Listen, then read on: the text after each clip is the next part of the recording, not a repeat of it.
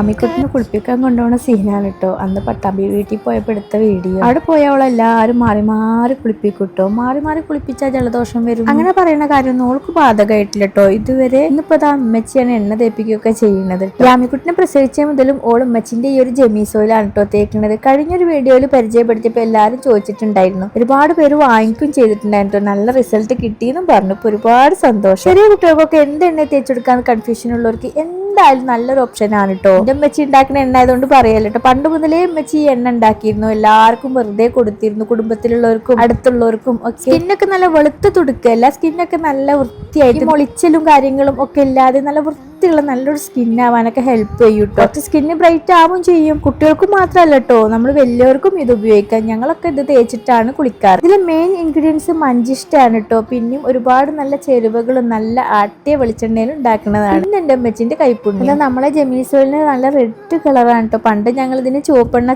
എന്നാണ് കേട്ടോ പറഞ്ഞിരുന്നത്. തേച്ചാൽ നമ്മുടെ ഡ്രസ്സിൽ കറയാവുക, നമ്മളെ മേല് കറയാവുക, അങ്ങനെയുള്ള പ്രോബ്ലംസ് ഒന്നും ഉണ്ടാവില്ല കേട്ടോ. ഇത് കണ്ടുകൊണ്ടിരിക്കുന്ന എല്ലാവർക്കും തന്നെ വാങ്ങിക്കാം. ഇത് ഓൺലൈൻ സർവീസ് അവൈലബിൾ ആണ് കേട്ടോ. 100 ml 250 രൂപയാണ് കേട്ടോ. കൊറിയർ ചാർജ് ഒക്കെ ഫ്രീ ആണ്. ഇതാ ഞാൻ സ്ക്രീനിൽ കൊടുത്ത നമ്പറിൽ നിങ്ങൾ മെസ്സേജ് ചെയ്താൽ മതി കേട്ടോ. ബാക്കി സംശയങ്ങളൊക്കെ വെച്ച് പറഞ്ഞുതരും.